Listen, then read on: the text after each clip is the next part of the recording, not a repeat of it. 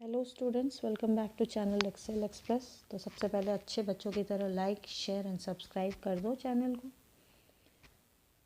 तो आज का हमारा चैप्टर है सिविक्स का फेडरलिज्म। इसका टीज़र हम ओपन कर ही चुके हैं प्रीवियस चैप्टर में, है ना, पावर शेयरिंग में।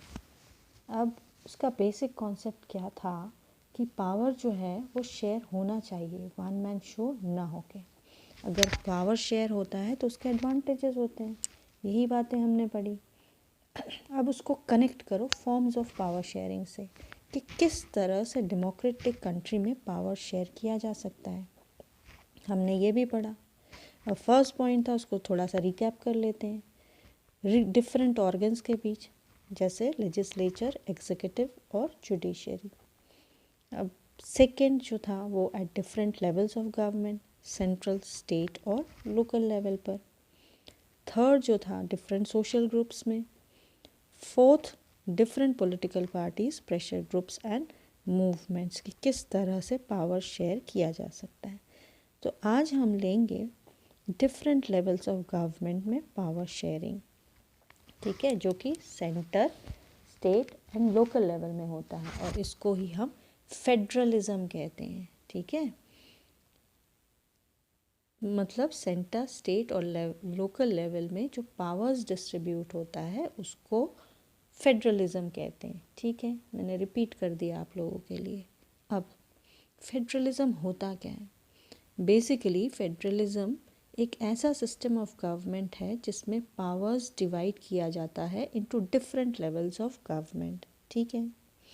Power, it is a form of government और it is a system of government where powers are divided into different levels of government. है ना आसान? ठीक है, आ गया समझ में यहाँ तक। अब जनरली इसको 2 लेवल्स में बांटा गया है। पहला जो है वो सेंट्रल लेवल और नेक्स्ट जो है वो स्टेट लेवल, ठीक है। अब बट इंडिया एक बहुत बड़ी कंट्री है, सबको पता है, और डाइवर्सिफाइड भी है, और इसलिए इसके स्मूथ फंक्शनिंग के लिए क्या किया गया है कि एक थर्ड लेवल ऑफ गवर्नमेंट बनाया गया है जो कि लोकल लेवल है, ठीक है। एग्जाम्पल पंचायत या म्यूनिसिपैलिटीज़ या म्यूनिसिपल कॉरपोरेशंस, ठीक है, जो कि लोकल लेवल पर काम करती है। तो ये सेंट्रल, स्टेट, लोकल लेवल में जो एडमिनिस्ट्रेशन होता है उसको हम फेडरलिज्म बोलते हैं या फेडरलिज्म कहा जाता है। बट कुछ कंट्रीज़ में या फेडरल गवर्नमेंट होता है या यूनिटरी गवर्नमेंट। ध्यान से सुनना, या फेडरल गवर्नमेंट या यूनिटरी गवर्नमेंट। अब दोनों में डिफरेंस क्या होता है, ठीक है। फेडरल गवर्नमेंट देखते हैं सबसे पहले। तो इसमें each level of government has its own power. Her level के गवर्नमेंट के लिए पावर अलग अलग होती है, बीट सेंटर और स्टेट, ठीक है। सेंटर और स्टेट के पावर्स अलग अलग होते हैं, और जहाँ पर लोकल गवर्नमेंट होता है वहाँ उस कंट्री में भी उसके खुद के पावर्स होंगे। मतलब हर किसी के पावर्स जो हैं वो डिफाइंड है, ठीक है। अब यूनिटरी गवर्नमेंट में क्या होता है? Only central level of government has most of the powers, more powers, या फिर ऑल द पावर्स। आ गया समझ में दोनों में डिफरेंस? यूनिटरी लेवल में क्या है? Central level of government has all the powers, more powers, या फिर मोस्ट ऑफ द पावर्स, ठीक है। तो सेंट्रल जो है वो वहाँ पर बड़ी होती है। Example France and England. आया समझ में? अब आगे बढ़ते हैं। फीचर्स लेते हैं हम, इसके फीचर्स क्या क्या हैं फेडरलिज्म के, ठीक है। देयर आर टू, और first point, there are two और मोर लेवल्स ऑफ गवर्नमेंट, ठीक है। एक, दो या दो से ज़्यादा लेवल होते हैं फेडरलिज्म में, ठीक है। अब सेकंड पॉइंट जो है, different levels of government govern the same citizens but each level has its own jurisdiction या एरिया ऑफ कंट्रोल। जैसे स्टेट गवर्नमेंट जो है स्टेट लेवल पर काम करती है, सेंट्रल गवर्नमेंट जो है सेंट्रल लेवल पर काम करेगी। अब इसको थोड़ा सा स्कूल के एग्जाम्पल से समझते हैं कि भाई सब्जेक्ट टीचर्स जो हैं, सोशल साइंस के टीचर हैं, मैथ्स के टीचर्स हो गए, सबका अपना अलग अलग फील्ड होता है। अब मैथ्स वाले टीचर साइंस में नहीं घुस सकते हैं या सोशल साइंस में नहीं घुस सकते हैं, तो उनके जो एरियाज़ जो हैं वो डिफाइंड है, ठीक है ना, तो पढ़ाएंगे वो वही सब्जेक्ट, ठीक है। तो इस तरह से एरियाज़ जो हैं या जुरिस्डिक्शन जो है उनका वो डिफाइंड होता है। सेंट्रल गवर्नमेंट स्टेट गवर्नमेंट जो है वो स्टेट लेवल पर गवर्न करती है और सेंट्रल गवर्नमेंट जो है वो सेंट्रल लेवल पर गवर्न करती है। आ गया समझ में। अब थर्ड पॉइंट जो है, the jurisdiction of the respective levels of government are specified in the constitution.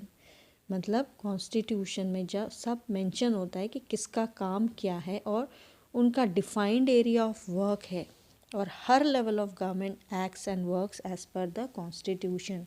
जो रूल्स एंड रेगुलेशंस बनाए गए हैं कॉन्स्टिट्यूशन में उसके हिसाब से अलग अलग लेवल्स ऑफ गवर्नमेंट जो है वो फंक्शन करती है या उनको अवॉइड करना ज़रूरी होता है, ठीक है, फॉलो करना ज़रूरी होता है।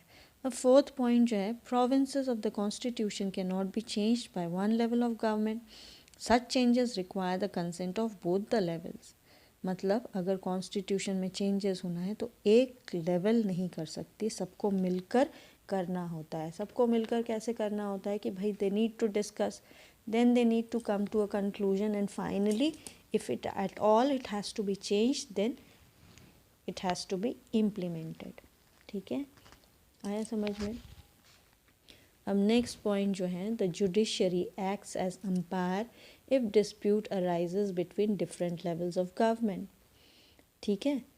ऑब्वियसली जैसे क्रिकेट मैच हुआ, ठीक है, उसमें एक अंपायर होता है। अब कुछ किसी ने बोला नहीं आउट है, आजकल तो इतने ये हो गए, हाईटेक हो गया है, ठीक है, तो उसमें समझ में आ जाता है। बट जुडिशरी उसी तरह से जुडिशरी जो है वो एक्ट करती है कि डिस्प्यूट को सेटल करे, it sorts out all the problems. Next जो है sixth point, sources of income for each level of government are clearly specified to ensure its financial autonomy। अब होता क्या है कि गवर्नमेंट को एडमिनिस्टर करने के लिए पैसे की ज़रूरत होती है, तो सेंट्रल गवर्नमेंट कहाँ से मनी प्रोक्योर करेगी, स्टेट लेवल का गवर्नमेंट जो है वो मनी कहाँ से प्रोक्योर करेगी, ये सारी चीज़ें जो हैं वो पहले से ही तय होती है, ठीक है।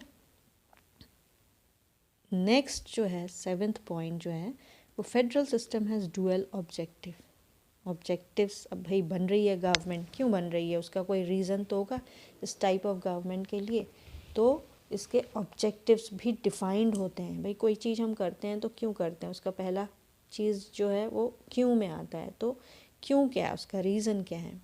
To safeguard and promote unity of the country, बहुत फर्स्ट पॉइंट आपका है ना, very important, it is very necessary, and if these things are missing then obviously there will not be any unity in the country or there will be instability in the country। second point जो है, accommodate regional diversity, हमने already पढ़ चुका है इसका ये term. तो लोगों के लैंग्वेजेस कल्चर को प्रोटेक्ट करने के लिए, या जो माइनॉरिटीज़ हैं या जितने भी डिफरेंसेस प्रिवेल करते हैं या एग्जिस्ट करते हैं कंट्री में, उनको प्रोटेक्ट करना और उनको प्रिजर्व करना।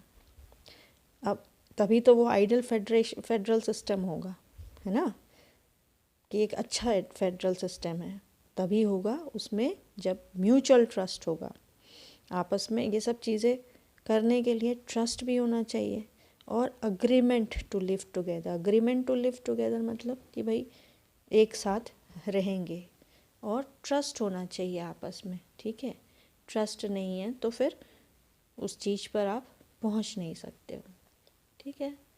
आया समझ में यहाँ तक की फीचर्स ऑफ फेडरलिज्म क्या है। अब नेक्स्ट पर आते हैं हम types of federation. Federation form करने के वेज क्या हैं, ठीक है, क्या क्या तरीके हो सकते हैं कि हम फेडरेशन फॉर्म कर सकें। पहला जो है वो है कमिंग टुगेदर और दूसरा जो है वो है होल्डिंग टुगेदर। अब सबसे पहले बात करते हैं कमिंग टुगेदर की। ध्यान से सुनना। फर्स्ट पॉइंट, अलग अलग इंडिपेंडेंट स्टेट्स मिलकर एक बिगर यूनिट क्रिएट करती है या बिगर नेशन बनाती है, ठीक है।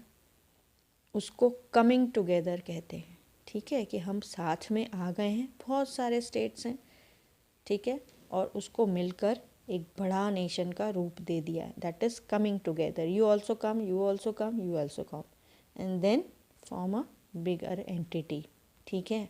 जैसे क्लास एक स्टूडेंट से नहीं बन सकता है ना। क्लास में बहुत सारे बच्चे हैं, तो बहुत सारे बच्चे आ गए अलग अलग एरियाज से, अलग अलग कॉलोनीज से, और उसको बना दिया एक क्लास, और वो बन गई एक बिगर एंटिटी, ठीक है। तो that is coming together.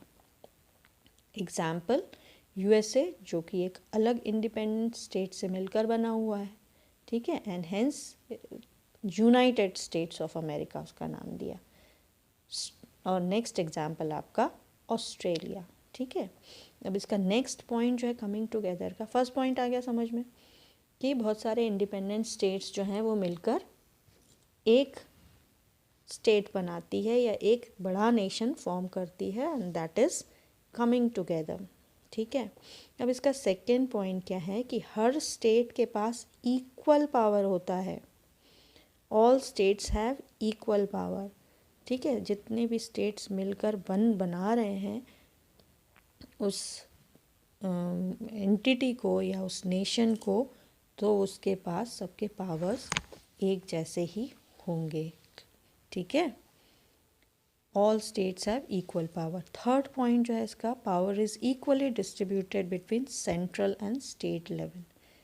Power जो है वो इक्वली डिस्ट्रीब्यूटेड होता है सेंट्रल और स्टेट लेवल पे, और इसका एग्जाम्पल है यूएसए एंड स्विट्ज़रलैंड, ठीक है। ये एग्जाम्पल्स हो गए। अब ये 3 पॉइंट्स इसके हो गए। आ गया है समझ में, यहाँ तक क्लियर है सबको, ठीक है।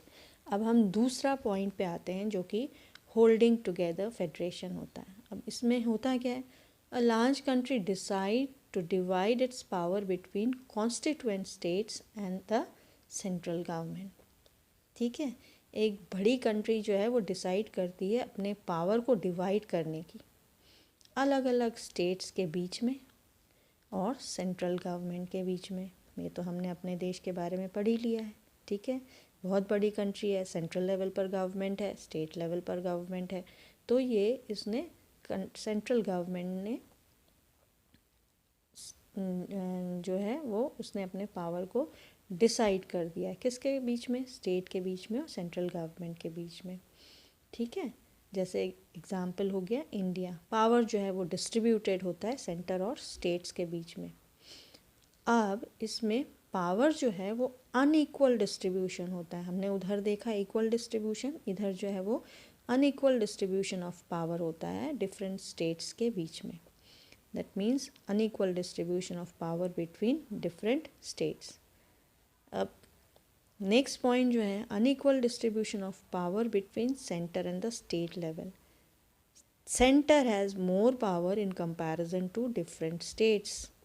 ये इम्पॉर्टेंट है, इस सेंटर के पास ज़्यादा पावर है। हमको पता ही है, जैसे कैपिटल दिल्ली वो सेंटर, तो वहाँ से ही सारे उसके जितने भी पावर्स हैं उसके ज़्यादा पावर्स हैं, और स्टेट के पावर्स कम हैं कंपैरेटिवली। दो स्टेट के पास पावर्स हैं, but still centre is much more powerful. Clear? तो एग्जाम्पल हो गया आपका इंडिया और स्पेन। आया समझ में? तो hope everyone has understood the topic. तो बच्चों ये था आज का हमारा टॉपिक। तो मिलते हैं अगले वीडियो में। बने रहिए एक्सेल एक्सप्रेस के साथ। तब तक हैप्पी लर्निंग।